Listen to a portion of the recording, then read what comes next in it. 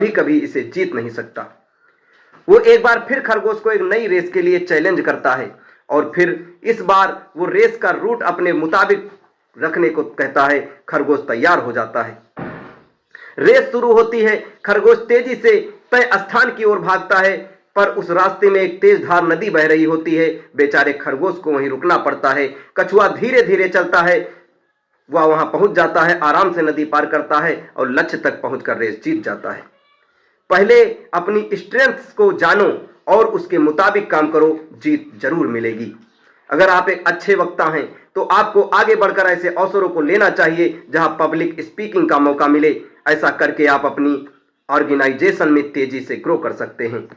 लेकिन अभी इस कहानी का और हिस्सा भी बाकी है। इतनी रेस करने के बाद अब कछुआ और खरगोश अच्छे दोस्त बन गए थे और एक दूसरे की ताकत और कमजोरी समझने लगे थे। दोनों ने मिलकर विचार किया कि अगर हम एक दूसरे का साथ दें तो कोई भी रेस आसानी से जीत सकते हैं। इसलिए दोनों ने आखिरी रेस के एक बार फिर से मिलकर दौड़ने का फैसला किया। इस बार एज ए कंपटीटर नहीं बल्कि एज ए टीम काम करने का निश्चय किया। दोनों स्टार्टिंग लाइन पे खड़े हो गए, गेट सेट गो, और तुरंत ही खरगोश ने कछुए को ऊपर उठा लिया और तेजी से दौड़ने लगा। दोनों जल्द ही नदी के किनारे पहुंच गए। अब कछुए की बारी आ गई थी। कछुए ने खरगोश को अपनी पीठ पर बैठाया और दोनों आराम से नदी पार कर गए। अब एक बार फिर खरगोश कछुए को उठा, फिनिशिंग लाइन की ओर दौड़ पड़ा और दोनों वे साथ मिलकर रिकॉर्ड टाइम में रेस पूरी कर ली। दोनों बहुत ही खुश और संतुष्ट थे। आज से पहले कोई रेस जीतकर उन्हें इतनी खुशी नहीं मिली थी।